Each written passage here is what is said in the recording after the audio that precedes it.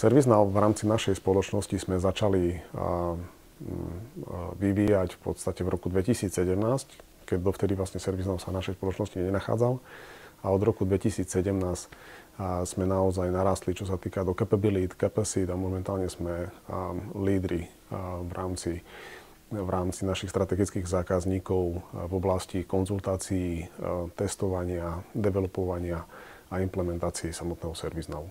Čo sa týka kritérií v rámci ServiceNow developerov, tam tie nároky naozaj nie sú vysoké.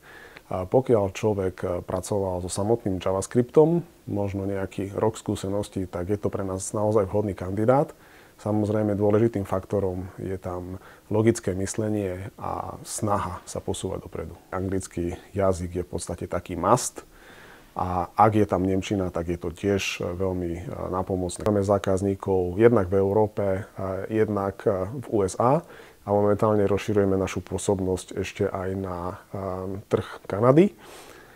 Takisto máme aj zákazníkov v podstate v Singapure a ak je potreba, tak nie je problém samozrejme vycestovať aj na takéto projekty, kde sa robí s takýmito zahraničnými zákazníkmi. Čo sa týka tréningu, v tomto sme naozaj by som povedal taký tiež jedinečný, možno že v našom regióne, kedy sme si vytvorili vlastný program vzdelávania, kedy ľudia na reálnych príkladoch sa učia v podstate programovať v rámci toho ServiceNowu. Ich výstupom tréningu je naozaj nejaké konkrétne riešenie. Toto riešenie my pravidelne na týždennej báze, niekedy aj na dennej báze vyhodnocujeme a títo vlastne naši noví kolegovia potom dostávajú pravidelný feedback od našich špecialistov, aby vedeli, že kde sa majú posunúť, kde majú zabrať.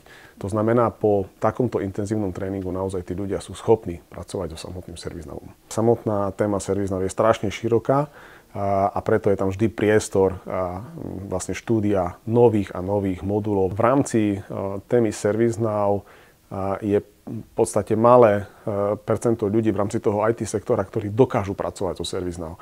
To znamená, že my týmto ľuďom dávame v podstate taký nový štart do kariéry, možno aj ľuďom, ktorí pracovali možno 10 rokov na nejakej developerskej pozícii, pretože budú mať unikátnu hodnotu v podstate na trhu, unikátnu hodnotu pre firmu a unikátnu hodnotu pre toho zákazníka. Naozaj títo ľudia sú veľmi žiadaní, pretože ich je málo a my pomáhame vlastne týmto ľuďom a samotne aj našej spoločnosti takýto rast dosiahnuť. Prešlo niekoľko rokov, kedy naozaj sme mohli dosiahnuť takéto špecifické programy na vzdelávanie a myslím si, že pre ľudí bude ServiceNow téma veľmi, veľmi zaujímavá a aj z pohľadu hodnotenia napríklad podľa Gartnera, tak ten ServiceNow sa nachádza úplne na špičke. To znamená, že je to najlepšia platforma v rámci ITSM a ďalších modulov, ktorá bude aj do budúcna rásť. ServiceNow ako taký, v podstate jeho headquarter sa nachádza v Amerike, ale vidíme obrovský dopyt v podstate po riešeniach postavených na ServiceNow, ktoré naozaj pomáhajú tým zákazníkom s tými ich procesmi.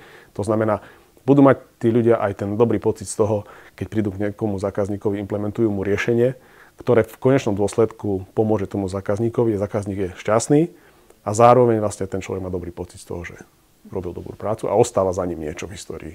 Naozaj sa tam sklbujú rôzne aspekty, ako je jednak to programovanie. Je tam jednak aj priestor využívania samotného ServiceNow produktu, ktorý už ponúka niektoré možnosti, ktoré nemusí si nejakým spôsobom krkolomne ten programátor robiť, ale jednoducho ich využije.